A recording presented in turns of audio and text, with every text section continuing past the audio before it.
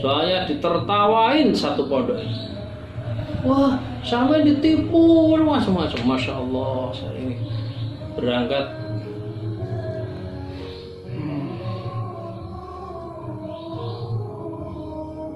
mengalami situasi yang susah dan sedih. Situasi itu terus gimana?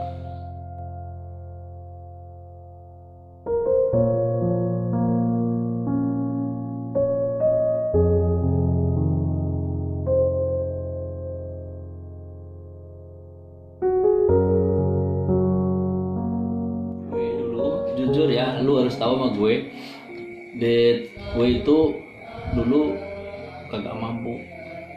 Jujur lu, orang tua kagak mampu. Ini keluarga gue banyak sekali, ada 7 keluarga gue. Serius Ada mampu 7? gue, betul. Gue sekolah aja belajar sendiri, cari rezeki sendiri, belajar sendiri. Jualan apa? Dulu sampai jualan pakaian, jualan Bekas. nih celana dalam, jualan kaos dalam. Itu perjalanan saya selama kuliah semester 1 sampai semester 9. Di samping saya alhamdulillah di pesantren, sambil jualan-jualan itu bisa untuk memenuhi kebutuhan pendidikan saya di kampus IAIN Wali Songo Semarang. Alhamdulillah saya juga aktivis mahasiswa, saya dapat beasiswa Super Semar. Jadi selama 5 tahun, 6 tahun itu saya alhamdulillah dari ikhtiar usaha saya sendiri. Barangkali itu yang menyebabkan saya harus mulai berjuang mandiri gitu sejak itu, yang kemudian kadang-kadang mohon maaf ya, nggak semua sih sebetulnya cewek atau perempuan itu waktu itu memang juga suka cowok yang punya motor yang bagus gitu. Saya nggak bisa naik motor, saya nggak punya motor gitu. Itu yang membuat saya tidak pede waktu itu, sehingga sampai lulus, sampai jadi guru ya. Waktu kuliah itu belum punya motor? Nggak punya motor, sampai lulus pun nggak punya motor saya. Hebat kan, saking kayanya. Mengenaskan ya? Saya menangis loh Pak Lurah. Mengenaskan Ya alhamdulillah, saya setiap Sabtu Minggu ke luar kota bawa baju gitu, kaos dalam sama itu tadi, saya tenteng pakai tas, kemudian saya naik angkutan itu pintu 2 itu bis-bis jurusan Purworejo, Limbung, jurusan Demak, jurusan Salatiga, sampai di Pati, sampai di Rembang, sampai di Jepara, sampai di Tegal, keliling seluruh Jawa Tengah. Ceritanya begini Pak Abu, ini boleh ya saya akhirnya bercerita ya, ini rahasia saya. Oke. Sekali. Nah, sekarang Ada satu cerita yang sedih sebetulnya. Ada satu cerita yang sedih sebetulnya Om Abu, pada saat saya sedang kuliah. Iya. Saya kalau cerita ini kadang menangis. Oke. Tak. Ada tisu ya? Karena habis tisunya. Jadi memang saya selama kuliah itu di pesantren memang dengan biaya sendiri gitu. Ya orang tua ngasih dan harus saya syukuri gitu. Tapi memang tidak seberapa, paling ya begitulah, nggak saya sebut angka ya, nggak enak juga gitu. Itu bantuan dari orang tua. Suatu saat saya biasa kerja gitu kan, Sabtu Minggu, cuma Sabtu Minggu gitu, dan itu untuk bisa kebutuhan sekolah, kuliah ya. Nah, suatu saat saya itu pingin sekali-kali minta uang ibu untuk membayar SPP. Dan kebetulan memang situasinya habis banjir ya di Semarang, tepatnya di Pondok Mangkang itu. Saya pulang minta uang sama ibu sama bapak saya beranikan gitu. Saya mintanya itu sore ya, jam-jam segini, sore tadi habis isya tadi saya minta, Pak, nyuwun arto kedik nggih bayar SPP. Bapak itu tidak menjawab ya atau tidak, tapi langsung nemu ibu, mak nemu mak ini anak intinya ini pokoknya sesok nek ra salah mbiyen iki njaluk sekitar 50.000 karena SPP saya 77.000 saat semester. Tapi itu udah termasuk mahal Pak. Itu tahun berapa itu?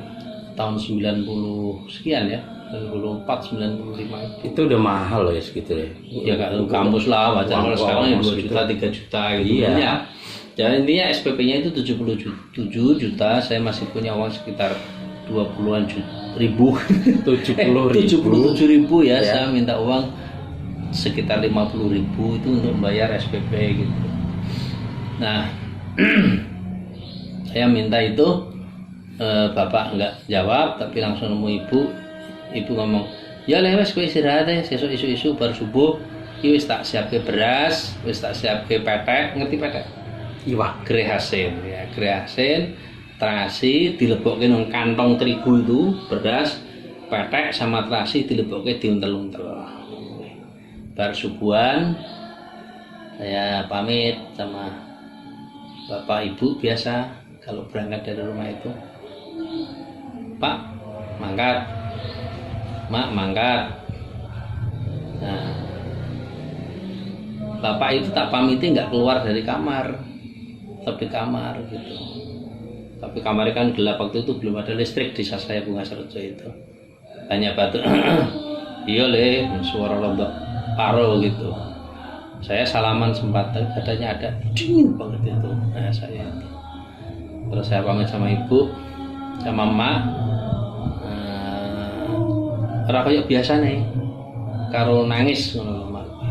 Iki lek duit situ. Ya sono hati-hati ndang mangkat. Tapi aku lagi arep mangkat sithik.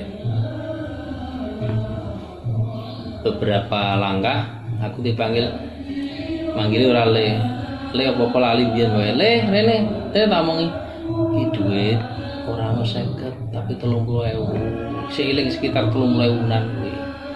Iki mau bapakmu mau bengi awakmu njaluk duit kuwi awit jam 1 bengi, jam 2 kuwi metu saka omah nggawa serok. Nggawa serok nyiro iwak nang nggo omah itu kan ana kalen cilik sing jeglongan. Nyiro iwak, golek pesusu, golek piong, ora ndek duit ceritane. Jam 4 sadurunge subuh didol nyabrang kali tek duit 30.000. Sampai jam 9 saya nggak tahu itu, saya mau menangis betul waktu itu, masya Allah. Jadi bapak itu gemeter sakit badannya karena nggak tidur, cari uang, nggak punya uang untuk membantu SPP. Saya nggak pernah minta uang sama orang tua yang sebesar itu, paling banter ngasih 3.000, 5.000, 10.000. Nah sedih lagi. Sedih saya berangkat itu, saya nggak tega-tega betul waktu itu. Tapi bagaimanapun saya butuh bayar SPP, kondisi saya di pesantren kebanjiran, saya biasanya cari uang dan jualan itu tidak bisa berbuat banyak. Tapi ketika saya minta mendadak, kondisi orang tua betul-betul pas waktu itu nggak punya uang. Ya sudah, alhamdulillah waktu itu saya tetap berangkat, dikasih uang itu. Nah ini jadi masalah ketika saya sampai di Semarang, saya ketemu sama kakak saya yang kebetulan mondok di Semarang di Tahfidz Quran itu. Sebelum saya ke pondoknya itu saya di Pasar Juar itu kan ada jembatan itu, jembatan penyeberangan gitu. Di bawahnya itu ada yang jual anduk-anduk pakai diduduk-duduk. Duh, anduk murah. Waktu itu Saya tahu itu. 500 rupiah, 200 rupiah gitu Itu kan. pembohong itu. Nah, Itu tahu itu. pernah kan? Ya tahu. Itu kan di situ banyak itu ibu-ibu, Iya. bapak juga pada jerabung gitu kan. Itu teman-temannya. Saya ikut gabung di situ, lihat.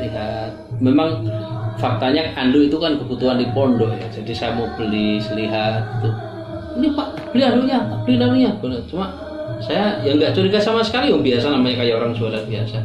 Pintar Pak anduknya, saya beli 1. Boleh, harganya berapa lupa waktu itu. Nah setelah saya beli anduk, saya ditarik sama mas beli anduk murah, mungkin dia jualan lagi. Yang jualan itu nawarin kalung itu. Saya pernah saya Nawari kalung, saya ditawari supaya beli. Ini ibu-ibu juga pada mendekat semua. Kok saya nggak ditawari, kok Mas ini yang ditawari? Ini nggak tawari toh Mas? Nggak apa-apa, ini Mas ini kayaknya orang tuanya atau kakaknya butuh kalung. Saya tawari harganya berapa itu. Saya mungkin waktu itu sedang bawa uang saya sama uang pembelian orang tua tadi. Akhirnya kalung tadi saya beli. Pokoknya saya belilah. Saya pengen dapat uang, saya beli kalung itu, nanti saya jual, pikir saya waktu itu. Saya dapat kalung, ya. Untuk saya beli, saya agak senang itu karena megang kalung sama anduk. Saya jalan kaki dari jembatan Pertigaan Juar itu ke pondok kakak saya yang di Kiaitur Budi itu, jaraknya sekitar 300-400 kilo gitu. Saya ke situ, saya ketemu sama kakak saya. Rene, intinya ketemu, nah, ceritanya kakak saya ditertawain satu pondok. Wah, sampai ditipu macam-macam. Masya Allah, saya ini berangkat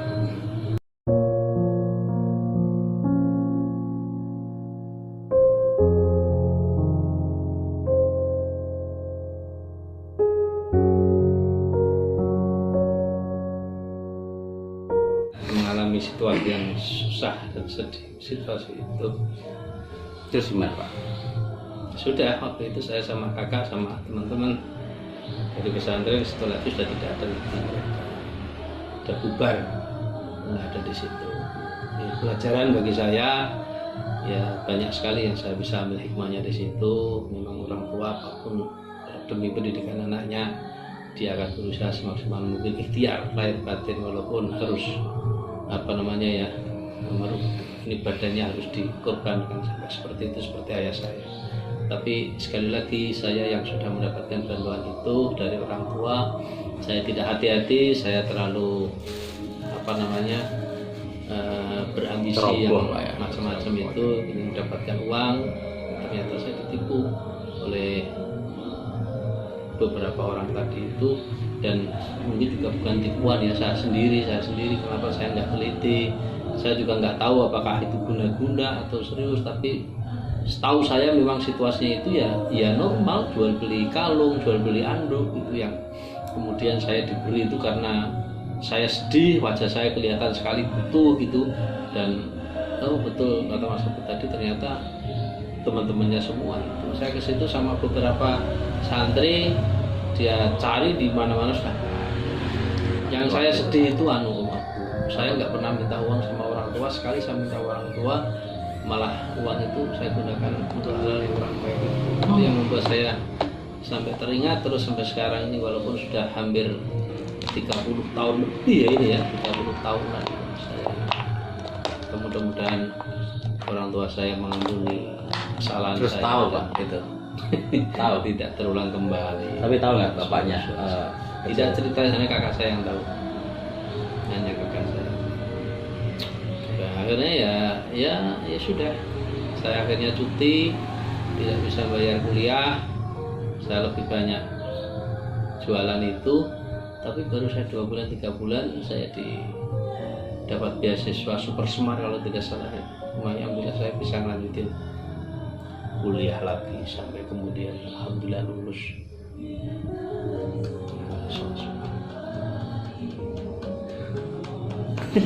Saya tadi biasa kalau menceritakan sesuatu yang ada psikologi muncul itu nggak sadar meneteskan. Ada beberapa sih sebetulnya kejadian-kejadian yang membuat saya haru, Nanti tidak terhilangkan. di episode selanjutnya Yang kita ambil dari sisi positifnya saja, hikmahnya saja, mudah-mudahan kita waspada dan tetap sekali lagi birrul walidain ya, hormati kedua orang tua. Karena apapun orang tua kondisinya tidak akan tega membiarkan atau menelantarkan atau tidak memerhatikan putra-putrinya. Walaupun dalam kondisi sebetulnya tidak mungkin, tapi diusahakan, diikhtiari.